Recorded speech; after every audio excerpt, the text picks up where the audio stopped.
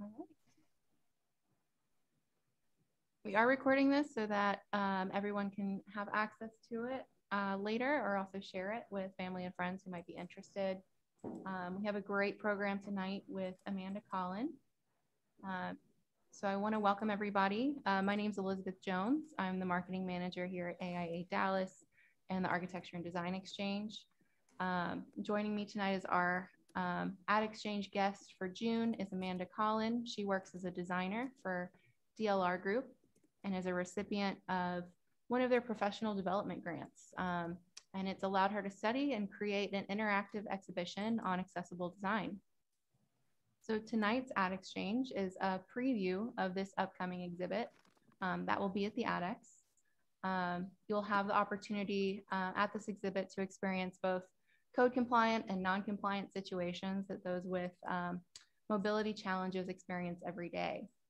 It also presents the stories of 12 individuals from here and around the world telling their story about what they claim is not their disability, but the built environment is what makes them disabled. So at this exhibit, you'll get to experience that in person.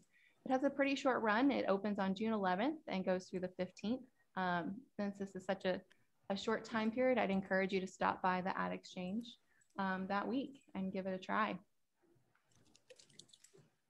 So tonight's event is part of our Greg Brown Memorial Discover Your City series.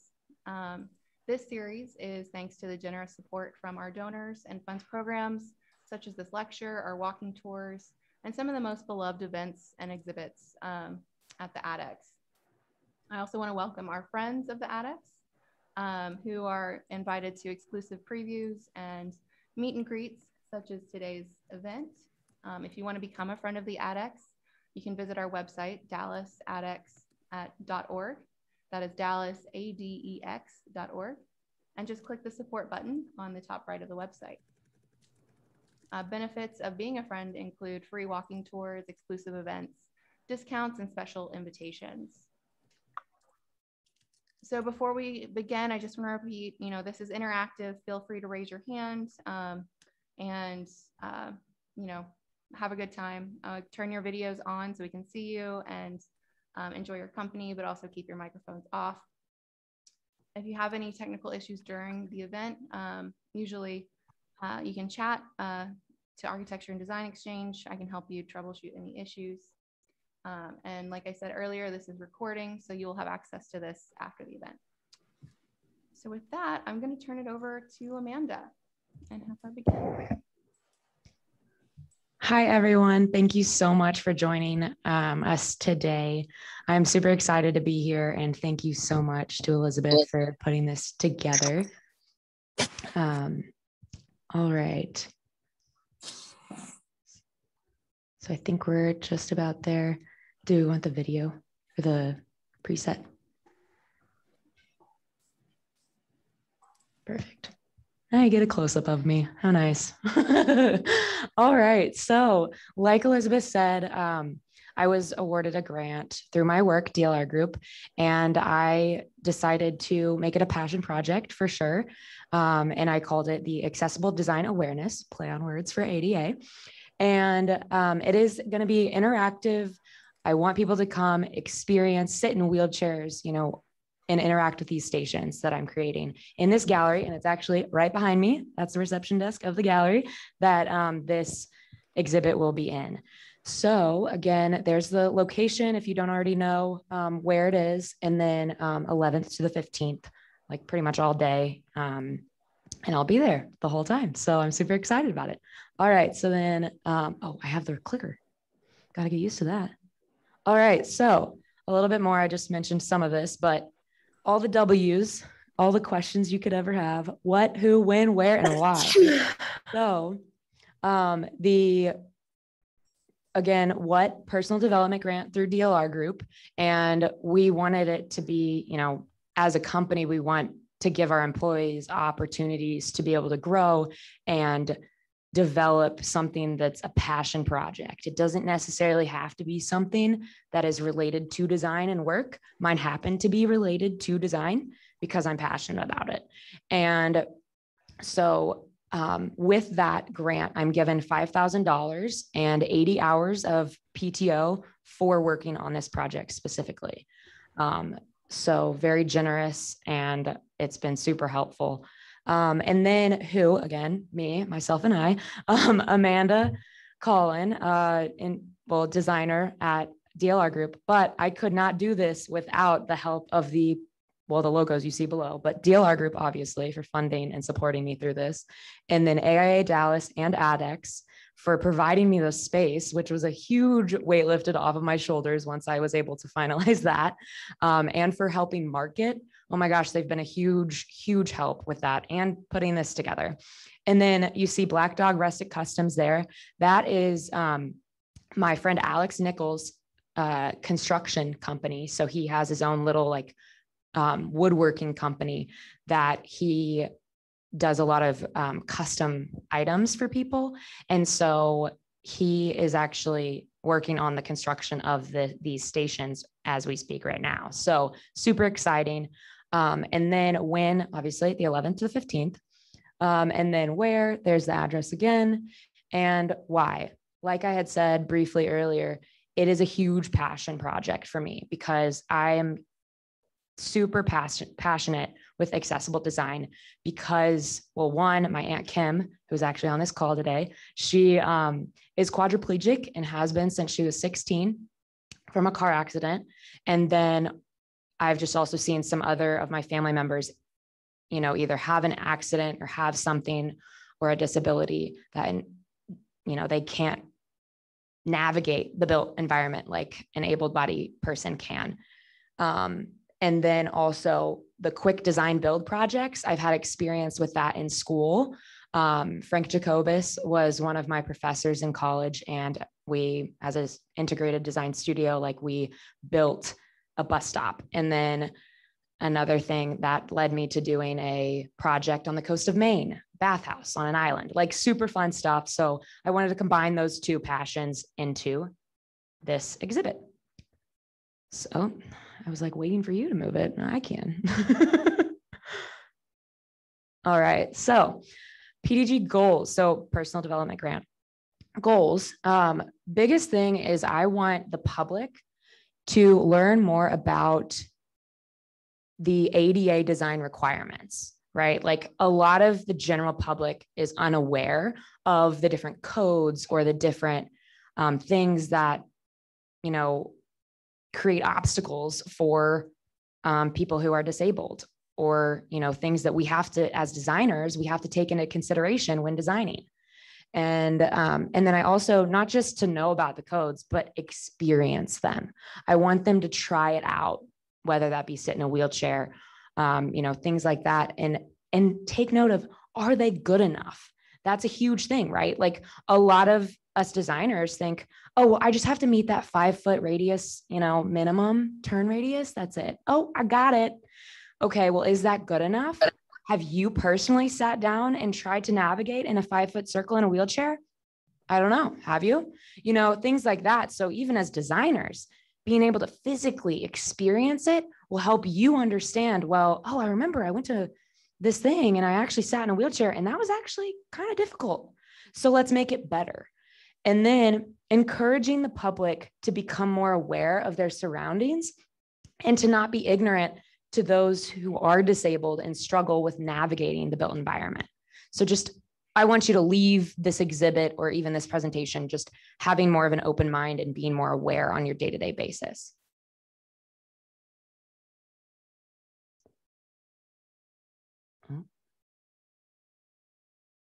Oh. Technical difficulties. All right. So with the process, so far, I kind of want to give a little timeline. So again, I had to create a proposal, and that was back at the end of 2020. So in November timeframe, I had a little extra time with, COVID and everything, staying inside. I was like, what do I do with myself? I'm a busybody. I got to be doing stuff. And so I was like, sure, I'll put energy into this. And so I decided to submit a proposal for our annual grant opportunity for the whole company. And so then I was selected. I was honored to be selected, one of 4 people of the PDG 2021 winners. And then I created the general design, right? With the proposal, I had a very general idea of it. Originally, I thought it was going to have to be outside because of COVID. I thought it was going to have to be like one structure that had maybe a few stations in it. You know, it's developed a lot since I had originally thought that through. And then the biggest thing was finding a location and finding someone to help me build this. That was a huge thing that I was like, oh, I got to make this happen. I've got to do whatever I have to make this happen. And so thank goodness for the ADEX building and AIA Dallas for allowing me to use the space that's behind me. Because otherwise I wouldn't have, I wouldn't have this project see through. And then I started conducting interviews and then started writing bios. So what that is as part of my research, I didn't want to just go online and, you know, search facts, right? I could do that all day. Anyone can do that about any topic. But I personally wanted to make it a little bit more personable and interview people who I know have an opinion and have an experience that is super unique. So I kind of posted and like talked around, and my network through DLR group led me to 12 amazing different people, not just DLR, but a lot of them were through my connections at DLR. And I have 12 different people from all over the world, which is incredible. One guy in France. And then I fine-tuned the design and implemented and gathered some information. And so that's once I had the location, I could, you know, really design it for that specific space. And then conducting design presentations for feedback. That was a huge thing too. I actually have some of my college architecture friends on here right now. And we had a call where I kind of made a design presentation for them, wanted their opinion. They really helped me understand like, okay, Amanda, you got to focus on navigation and circulation and wayfinding. I did a presentation with my family. I did some with my colleagues. So it was just super fun because I really tried to treat it as a true like design project, right? Not just it's all me. Like I can't just come up with everything on my own. Everyone learns from everyone else. So that's where I just really embraced that collaboration in terms of getting that feedback that is so critical for a design presentation or a design project like this. So then once that was all finalized, I created construction drawings, definitely talked with Alex a lot of, is this feasible? How would you make this stand up? You know, things like that. And then I was creating marketing materials as well. So if you follow me on social media, you've probably seen a lot of those, trying to get the word out as much as possible.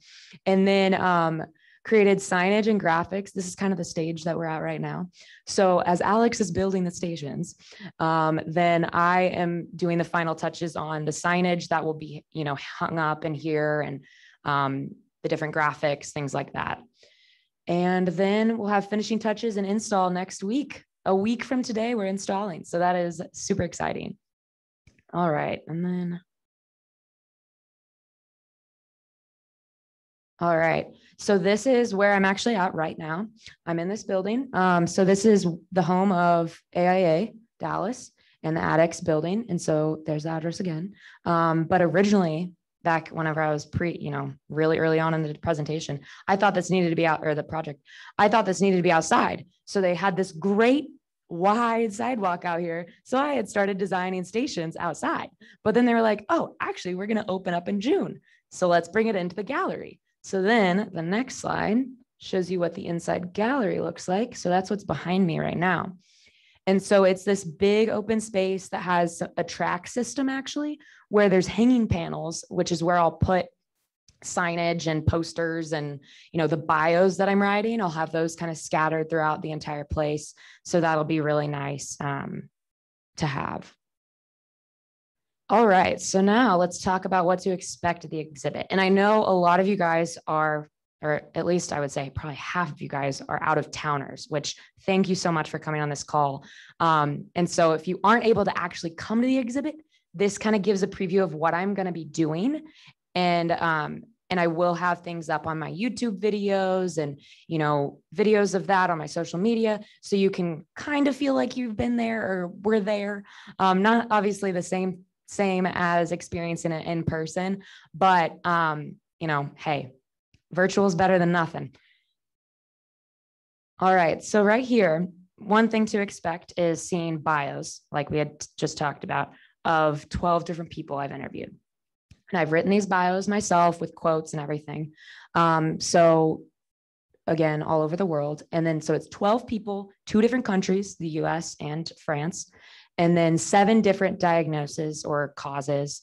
And so down at the bottom, you can see that. So we have everything from paraplegic, quadriplegic, spinal strokes, broken hips, osteogenesis imperfecta, muscular dystrophy. So like all kinds of things that, things you might develop at a very early age in life, or boom, you have an accident and all of a sudden your world has changed dramatically. So amazing stories coming on these. And I'm so excited to share the voices of these people I've interviewed. And I cannot wait for them to be out. All right, so here, just a little preview of the people that I talked to. So one of my favorite quotes, and Elizabeth kind of mentioned this earlier. So from Amy, she says, "We have had to learn how to function in society because the environment is what makes people disabled." Like, wow, like that just hits home as a designer, because that's huge, right? Like we are able to prevent that, or we create that sometimes, right? And then Abby from Arkansas says, "People in the disabled community already have to think about so much. The last thing they want to do is think about if their wheelchair will be able to fit through a door." So true. And there's one lady I talked to, she has a service dog. So trying to get through a wheelchair and a dog, like that can be impossible sometimes.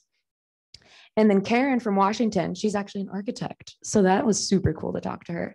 "I might be a chair user, but I am an architect first and foremost." That just goes to explain that people who are disabled don't want to be defined by their disability or by what they look like or by the assisted device that they have to use. And then Jared from France, he said, "Most of the time, I don't think about my wheelchair. I just go about my life just as if you were left-handed." And that's speaking from someone who has been paraplegic since he was 21, and now he's like 40 something. So like, that's another perspective, right? He's like, "Oh, I got it down. Like, I know what to do. I got my system down. Like, I don't even think about it. So why do other people have to bring it up, or why do they have to make it a big deal?" And then Joe from Minnesota says, "Public buildings have really heavy doors. If I pull the door open, it throws me off balance if it is really heavy." So that's another thing. Like he's ambulatory. So he's not actually fully disabled necessarily. So he had a stroke. And so half of his body is, more paralyzed. And so he has to rely on a cane or something like that. So for him, balance is a huge thing. All right. And then we'll go on to the next one. So that's that was a tidbit of all the people that I've talked to and some of those perspectives. And now another thing you can expect to see are whoa, sorry. Oh, I talked away and then I came back really strong. So the other thing you can expect are the different stations. So on this image on the left, we have like a wall projection station. So for people who are blind, I bet a lot of you guys might not have known that there's a certain amount of distance that you have to like maintain in order for it not to obstruct someone's walking path who is blind or someone else. Like you can't have it be more than 4 inches if it's above 27 inches and less than 80 inches. So things like that, right? And then you have millwork station. So the reaching distance to a shelf or across the counter even, and the height of that counter and the clearance to get underneath it. And then the ramp station, that one I'm super excited for personally, because it's developed in many ways in terms of, it has kind of 3 compartments. It's got the ramp that is to code. That's the blue one. Oh, sorry, I didn't mention that. The blue means that it's like ADA or it's it is accessible. And then the red means it's not accessible. So the blue one, it's to code with the slope being correct. And then you have the 5-foot turning radius on the platform. And then you'll have like gravel and carpet to test how it is going over those two materials in a wheelchair. Because I know my Aunt Kim despises going over stones or pebble stones or cobblestones in a wheelchair. It's tough. It's painful, even like going up and down. And then going down the ramp that is not to code is the red one. So anyway, so that's a little tidbit there. And then I just threw up some facts up here because I found it so interesting. Whenever I was starting this, I was like, you know what? I want to know how much this affects, like how many people this affects. And I did a lot of research, and then it said 26% of adult Americans have a disability. Yes, that's a very wide range in terms of like disability, right? But 26%, that's 1 in 4. And then of those, 13% are mobility related, 6% are hearing related, and then 4.5 are vision related. And then based on the interviews that I conducted, some of those most common challenges with the built environment were entry sequence, doors, restrooms, reach distance over the counters, retail aisle clearances, and restaurant seating and space. So this like talking with people helped me develop the stations that you're going to see at the exhibit. And then, so here's just another kind of breakdown and a floor plan of the interactive stations. And it pretty much describes what I just said on the last slide, but kind of color coding them on where they're located. And again, it's really nice that I have such a big space to work with, because if I was going to have to be, somewhere just outside, it'd have to be kind of confined and things like that. So I'm super excited about this space, and using the hanging panels to kind of help divide the space and provide signage information. It's going to be great. So that is that. And then going to the next slide. So post some of my calls I had with friends, family, and coworkers, circulation had to be a huge thing, right? Wayfinding. So that's where I brought in the red and the blue colors that we're painting these stations, if it's to code or not to code. And so the idea, I know not everyone's going to stick to the exact arrows where they're leading you, but we will have like signage on the ground showing you station 1, station 2, 3, 4, 5, and so on. And so you'll come in and there will be a panel at the entrance that shows you this diagram and then explains a little bit about it. And then it'll go, you do up the ramp first, you get in a wheelchair and go the ramp, and then yada, yada, yada. So I'm super excited about this. And then we're also, so you see here, I haven't really mentioned restrooms, but I think restrooms is a huge thing. I was not about to just go create a mock restroom. I'm using the actual ADA restroom that is in this building on the floor. And so the arrow that's going off to middle of nowhere, that's where that's going. It's pointing to that, and we'll have some signage in that restroom. I'll make some graphics for that so that you can understand the importance of accessible design in a restroom. I mean, come on, we've all been in those gas station restrooms that you're like, there's no way this is to code. Yeah. So definitely have to point that out for sure. And then this here is the entrance view. So I have 3 renderings to show you guys. So that entrance view that I was just talking about, that's that circulation diagram. I'll have more information. That's what is working. I'm working on that right now. And so we'll have that. And then you've got the ramp station that you'll work your way all the way around the space. And then here, that's just like as if you're on the ramp looking out, and the millwork station in the back. And then right here. So this one is showing the door station. So I didn't really talk about this that much yet, because I was trying to work with Alex on figuring out the best way to do this, because, doors, you kind of need it to stay still by being within a wall, attached to the floor, or attached to the ceiling. I can't really do that in this temporary exhibit. So what we're going to do, instead of having an actual door, like actually so you can operate it and open it, we're going to have just like the clearance for it. And then on the ground, we'll have like a diagrammatic ground layout of the door swing, and then the clearance, you know, the 12 inches here, 18 inches here, you know, clearance there for the wheelchair. And so that'll help explain, and it'll also have some other diagrams. Another thing on that, it'll have like the lever versus the doorknob kind of things going for that. So, and then Aunt Kim, you're right there. I don't know if I told you were going to be in this presentation, but there's your face back in there on the TV. Kind of photoshopped you in there. But that's from our interview I did with my Aunt Kim. And so we're going to have that video actually playing on a loop back in that corner. Once you're done with the door station, then you can go back there and kind of watch that video. And then I'll have other signage stuff that you can read about, read some more bios, things like that. So I know that was pretty quick. Wow. Oh, hey, that was actually pretty good. That was like within 30 minutes. All right. So I know that was a lot of information, but I am super excited and super passionate about this. And so I would absolutely love, okay, she's going to turn it so I can see all's faces. Perfect. So I would absolutely love for you guys to unmute, you know, ask questions, any comments, anything, any personal experiences. If you have stories that you're like, yeah, I was temporarily disabled, or I am disabled and this was a huge thing, or I appreciate that you're doing this or showcasing that or whatever. I would love to hear it. I'm just super excited you guys are all here. So I'm going to open up the floor.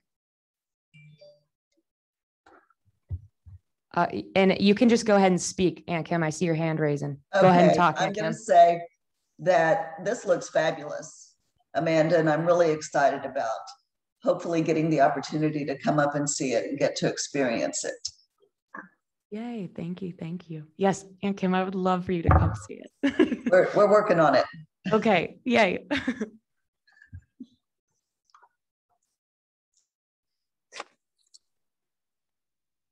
Hey, Amanda, this is Amy. I'm hey, sorry Amy. to be on the video today. No worries. But I wanted to just let you know that I will be there as well. And hopefully I'll get a chance to answer any questions for anybody on here as well, if they'd like to ask questions of me. And I'm sure your Aunt Kim as well. Yes. In terms of just everyday experiences with this, and being an occupational therapist as well, I have kind of a passion for universal design. So I just really appreciate that you're taking on this project, and somebody outside of the therapy or medical world is trying to address this, because it's a huge thing, and it's very difficult sometimes for these types of topics to get outside of the quote unquote disability world. Yes, absolutely. Absolutely. And Amy was actually one of the first people I interviewed. So it was such a pleasure talking with her, and she's the one that's going to provide me with the wheelchairs. Thank goodness. I told her, I was like, so I'm going to go just buy some, you know, Facebook Marketplace wheelchairs. She's like, oh girl, don't do that. I have plenty. So big shout out there. So thank you, Amy, for being on this. And I can't wait to see you as well at the exhibit. Amanda, it's Jonathan. Hey, Jonathan. Great job. I just feel your excitement on this, and I'm so excited. I can't wait to see all the reviews and all that. I asked you one thing, given the limitations and when you went above and beyond, is there one thing you would want to add to this experience? Oof. Oh, that's tough. Okay, here's one thing I would say. One thing I had kind of played around with doing, or thought about doing, but then thought otherwise, was what if I had snippets of interviews of people, but it was like video. Like I wish I could have been in person with more people, but because they were from all over, it wasn't the same. The only in-person interview I did was with my Aunt Kim. And so it would have been nice to do maybe more interviews like the one I did with my Aunt Kim, and then maybe kind of piece them together and almost do like a big video of just the compilation of them. But another thing too, is I didn't want to kind of expose their identity and, you know, give their first and last name, have it all over social media. And with my Aunt Kim, she's family, and I kind of made her do it, but she was also willing to do it. But some people wanted to be more private about it. And so that's actually the reason why I'm doing the silhouettes of their faces and then having like just their first name on there, because I don't want to give any private information. But I do think that would have been really cool to do like a compilation video of in-person interviews with people. Great question. Hey, Amanda, this is Stan. Yeah. Hi, Uncle Stan. So question for you, as far as the, one of the quotes you had was the fact that the built design was many times the challenge. Are the codes sufficient, or is the fact that we have so many legacy buildings that aren't built to code because they were, preceded the code? So in your interviews or from what you've researched, are the codes that we do have adequate?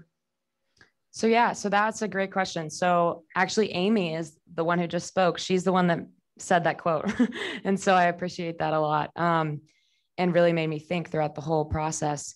And I don't think all of the codes are sufficient enough. I do think, yes, some of them might be, but with anything, you can't design to every single disability. I think someone that I interviewed said that, like, you're never going to be able to get, just like you can't ever make everyone happy. You can't always please everyone, right? It's the same kind of thing, but there are ways of doing it that's going to be more universally like acceptable and comfortable for people.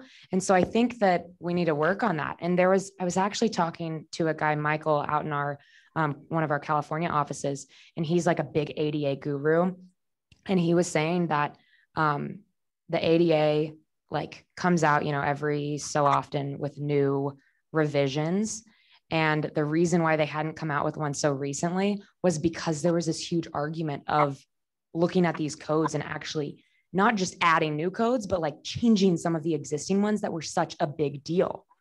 And so like he was telling me about it, that it was a massive deal that they had to postpone it coming out, and some of them were like, restroom stalls, it has to be that 5 foot turning radius. Some of it was like, no, it actually needs to be, I can't remember the exact number. Like it needs to be 5'4" or something like that, like just a little bit bigger, because they actually had more people experiencing it themselves.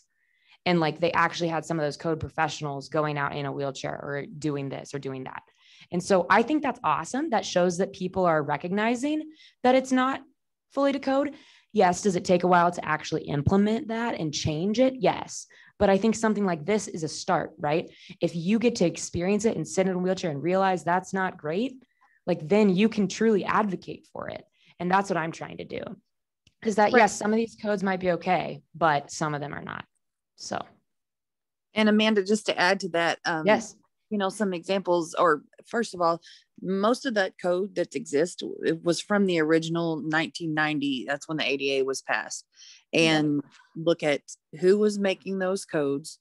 Most of the time, there was maybe one representative in the room, and that was from the disabled community, and everyone else was from the other side of not wanting to have to change things. So, and now you look at today's society, not only has the built environment changed obviously a lot since the 90s, but you have a lot more people with disabilities and different functional levels and things like that are actually, because of thankfully technology, able to be out in the world. So who and what is needing access as far as the mobility equipment that people use has changed quite a bit. So no, it doesn't meet all the needs of everyone, but there's also a level of public decency that comes into there. I will give you a perfect example. I was at a very famous, trying to not just throw it under the bus here, but in downtown Dallas, a very famous Brazilian steakhouse place that is newly designed. We'll put it that way. It's not anything grandfathered in for making exceptions for historical landmarks or anything like that. And my friends and I all had to go up the service elevator where they brought the food in to get to the tables that we were supposed to have, and pay hundreds of dollars for a meal. I mean, that still exists today. So, but they met code. So they didn't specify where the elevator had to be. Yeah, I know Aunt Kim has a she's got a comment on that. I just had that exact experience at a very, very high-end restaurant here in Austin a couple of months ago. And we've been there twice now, and we have to go up through the service, through all in the kitchen to get up the service elevator to be seated. Yep. And the inside of the restaurant is exquisite and beautiful and could easily be made code. Yeah. Yeah. Because then like you're not experiencing the great, like full experience of going, let's go through this great hallway to our seat, right? You, because you're disabled, have to go the back way and because this and that, like, right. You shouldn't have to feel like you have to go so far out of your way just to go somewhere and experience something just like anybody else. Because that's good enough. Exactly. For somebody who's not, I've heard it all, but not a full or doesn't need the full experience. So yeah.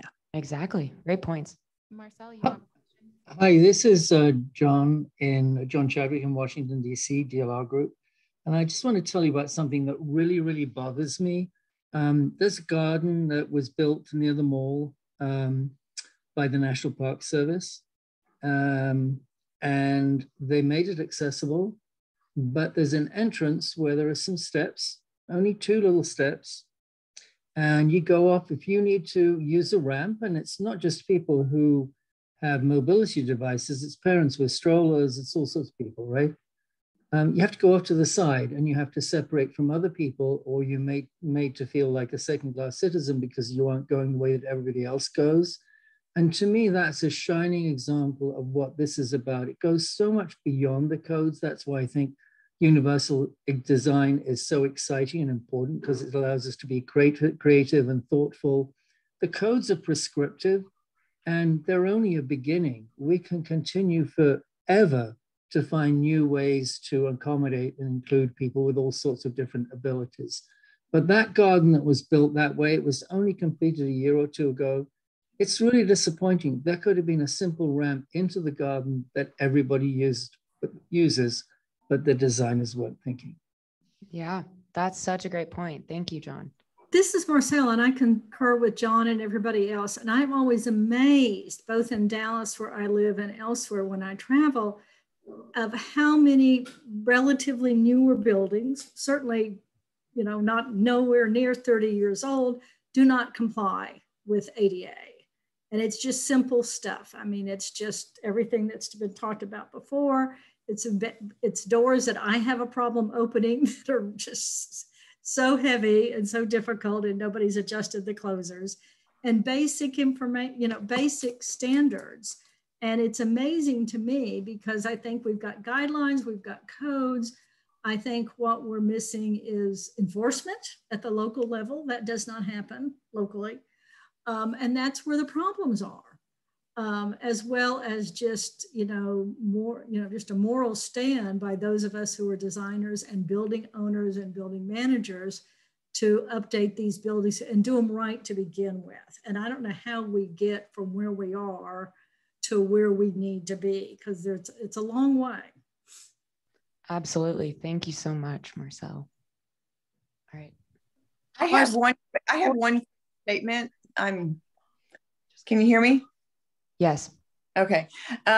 Real quick, I work with Amy. I am also Amanda's mom, but I'm also to Kim. And the biggest story that I hear from Kim is when she's taking her dog to the vet and she gets stuck in the threshold of the door. Okay. And it just seems like such minor things from a design standpoint, because as a speech pathologist working with Amy and these rehab type of things, we take people out into the community and we find small things that shouldn't even be there, that really impact a person's adjustment to a wheelchair. So yeah, no, that's a great point. And actually, one of the light at the end of the tunnel of that comment, Mom, when it comes to that threshold, is that because my Aunt Kim struggled so much, it also frustrated the owner of the dog grooming place, and they actually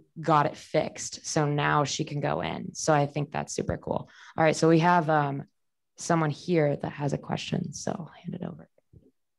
more about a comment, but rolling back to what we were talking about restroom design, and then how inclusive design as since the 1990s has really been going up. There has been there was a movement in the last couple of years for a bunch of mobility challenge designers to fully redesign a gender neutral communal restroom space, primarily for airport terminals, but also like convention centers, all like giant public places, but also for only a couple of stalls.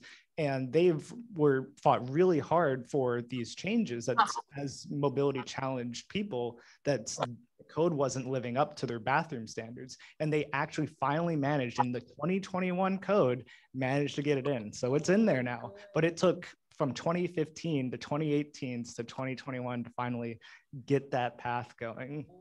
It was a long battle, but they managed to do it. So there is still like work being done out there to continually revise the ADA code in order to make it more accessible.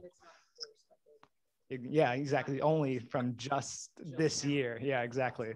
And it'll take a few years for most people to actually use the 2021 codes. So who knows, but it's in there now. So, and then on door swings, like fully understand those. It's like when I was temporarily disabled on the crutches back at school, just getting into the building from the parking lot to having to walk over, that was a challenge itself enough that I just started sleeping in the building at some point because I just couldn't leave.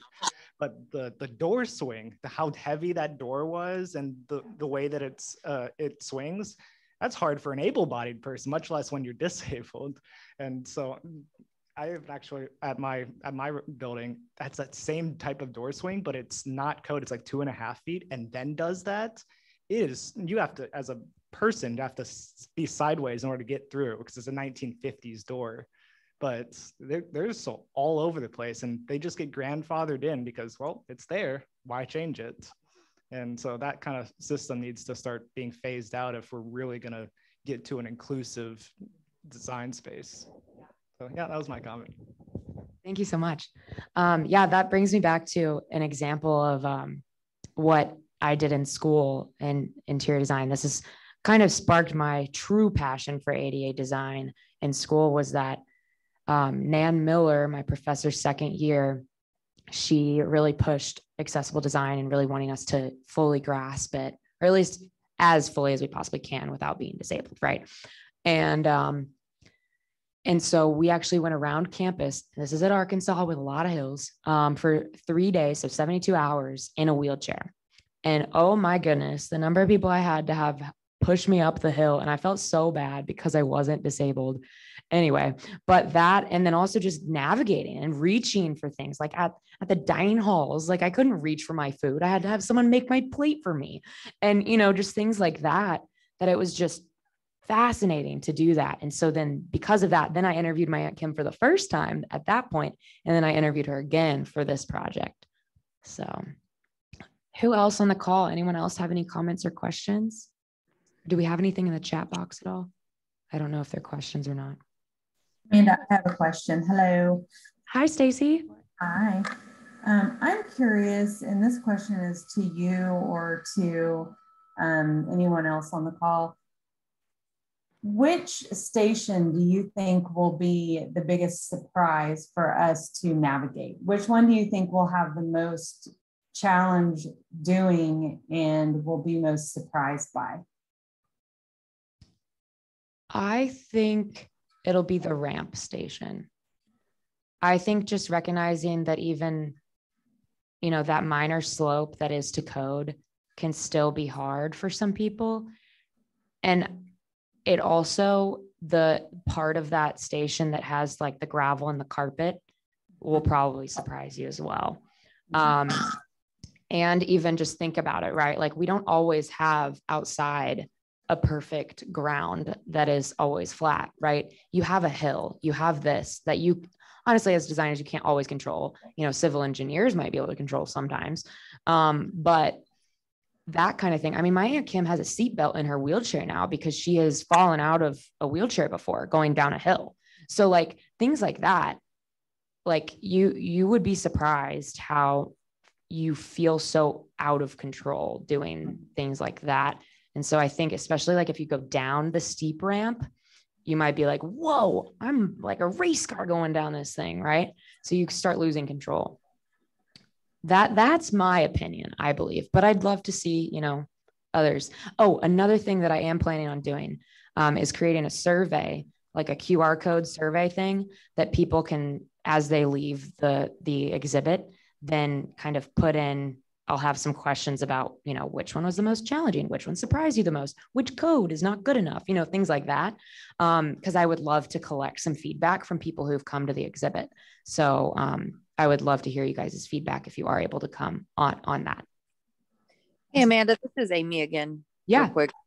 I don't want to capitalize the conversation, but just to a point that back what Marcel made, and even the gentleman that was there with you about talking about, changing of the codes and things like that. But how do you bridge the gap between knowing the codes and like your point of when Kim went to the vet and things like that, something that we can do on an everyday basis that I would hope that as designers, and I wouldn't expect somebody newly in a chair to be able to do this, but those of us who maybe have been around a while and continue to experience the things that are constant aggravations is advocate right then and there, advocate at the places that you see these things being a problem, advocate even, that building that he was talking about, the door's been there since the 50s.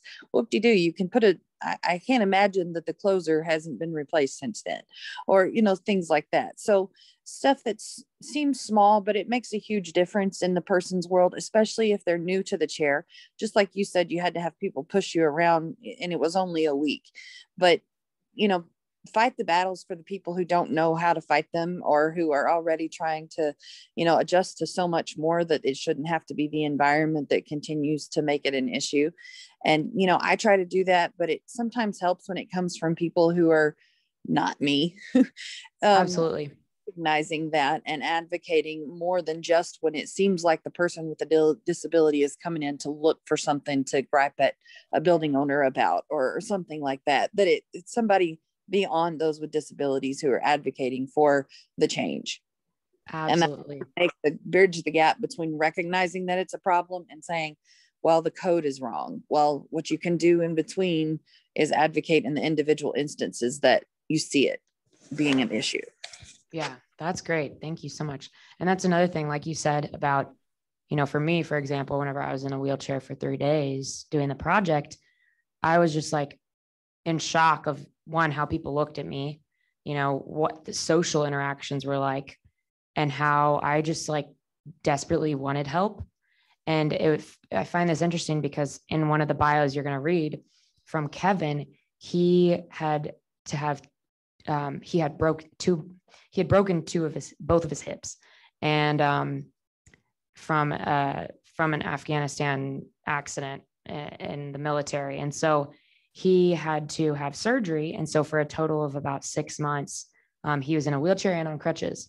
But he had told me, he was like, Amanda, it was so tough because I'm a 25-year-old athletic guy in a wheelchair, and people just look at you so differently. Like when he was in a wheelchair versus when he was in a crutches shocked him, because people, whenever he was on crutches, people were like, oh, he just had an accident and playing rugby. He's fine. I'll open the door for you, sir. Like, here you go. In a wheelchair, they think it's automatically like they don't need help. They're in their routine.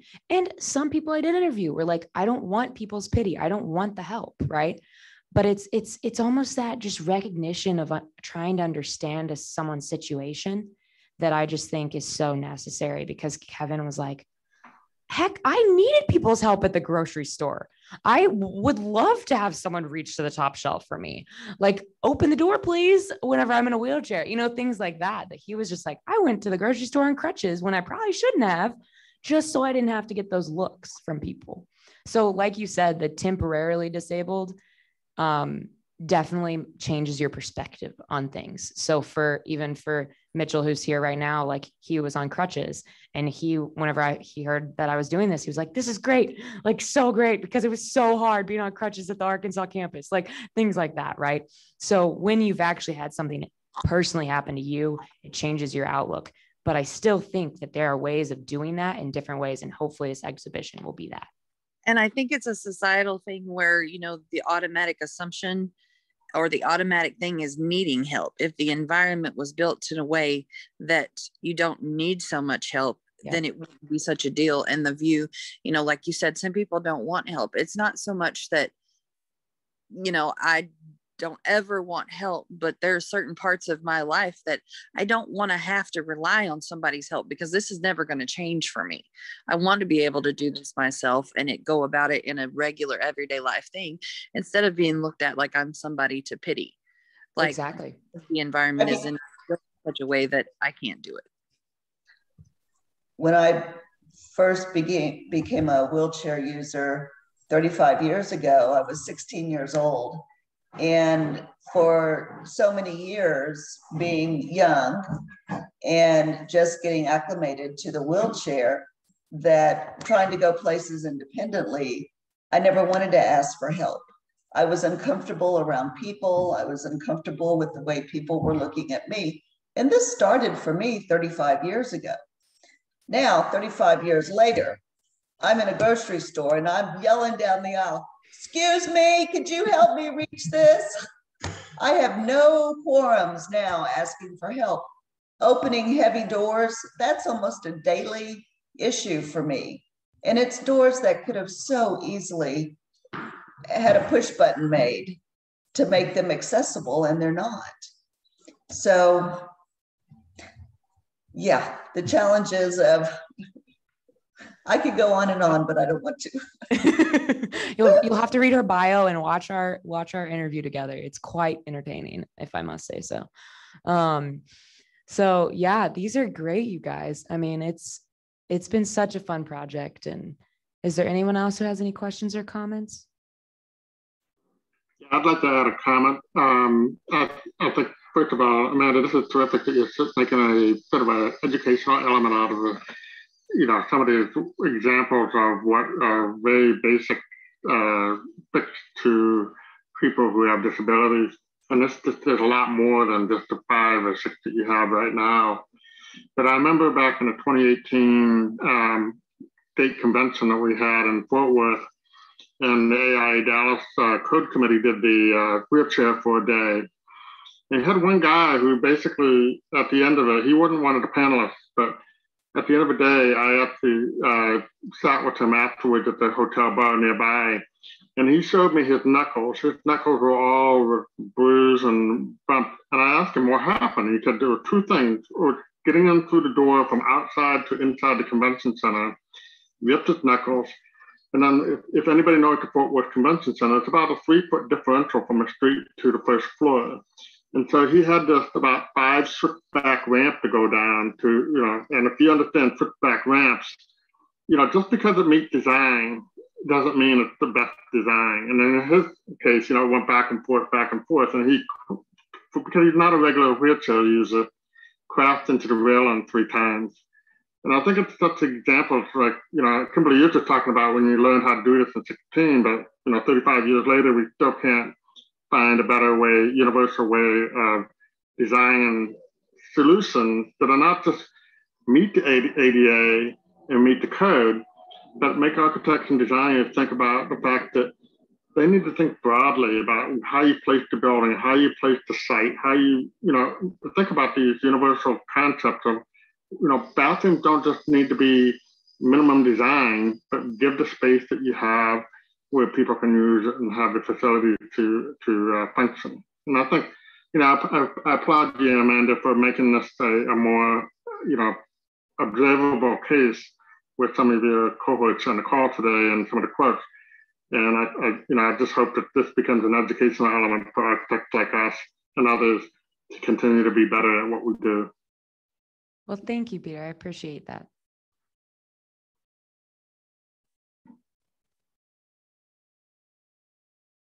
Thanks, Beth. Anyone else? Yeah, any other questions? If not, thank you all for joining us today. This was a wonderful presentation. I'm excited for the exhibit to open. It's going to run from June 11th through June 15th. And we look forward to seeing everyone who can make it at the ADEX to experience what Amanda's put together. So very much appreciate everyone joining today. Have a great evening. And thank you. Thank you guys so much. Thank you. Thank you. Thank you.